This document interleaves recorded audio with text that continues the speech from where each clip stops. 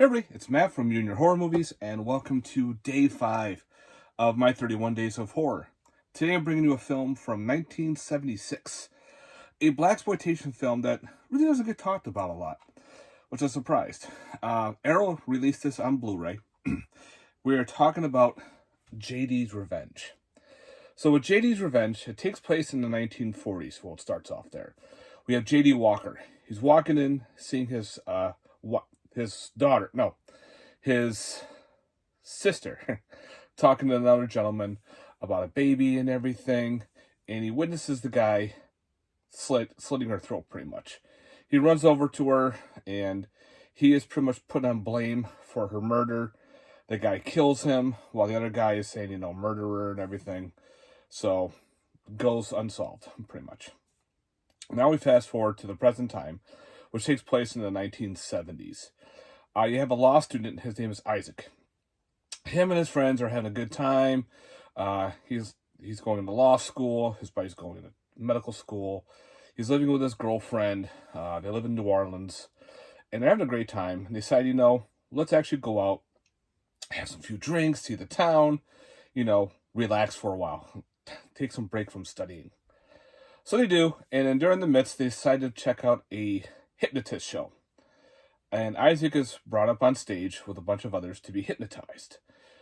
Done doing so, he is hypnotized. The spirit of J.D. Walker is now possessed by, it goes into Isaac pretty much. He's being possessed. At first, he's just having headaches. He's seeing some things in the mirror. He's seeing J.D. Walker. He doesn't know exactly who he is. He thinks he's going a little crazy. But all of a sudden, his body manners, his voice, his clothing style, everything else starts to change.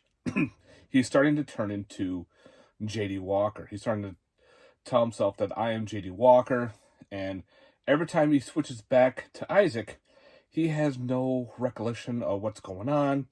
As one time he actually beat his girlfriend. He had no clue. He said he blacked out, woke up, and there she was all bruised. And finally J.D. Walker possesses him full time. He wants revenge. He wants that revenge on the dude that killed his sister. Kind of find out it's Lou Gossett Jr.'s brother.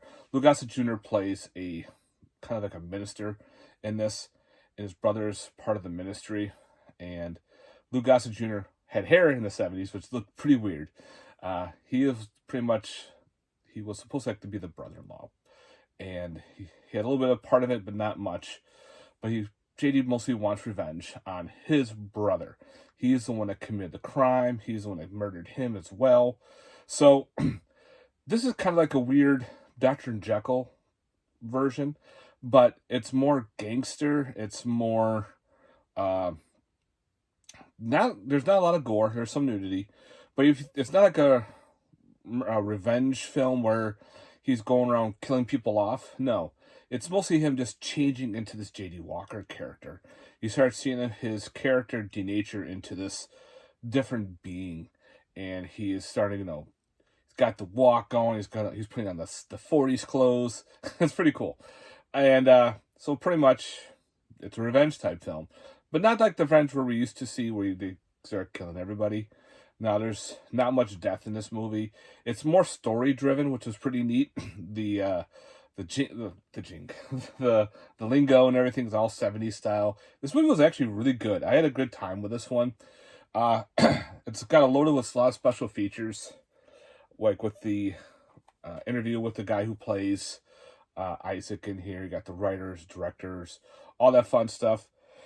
It was originally called The Killing Floor, but they changed it to JD's Revenge because they talk about this area. The area was like a meat packing plant, and that was called the Killing Floor because they slaughtered all the cows there. So this is where the murder took place and everything.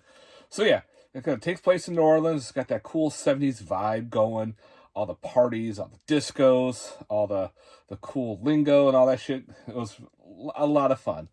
Very different from your other typical films, but I had a good time watching this, and I kind of wanted to add a blaxploitation film into my 31 Days of Horror.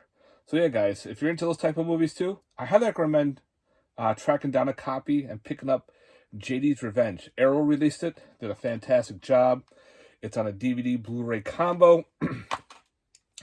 It does have reversible cover art. And it does have, yep, it says JD's Revenge. So yeah, it was pretty cool, like a revenge type film. So yeah, guys, thanks very much for watching. I hope you this review of JD's Revenge from 1976. Later, guys.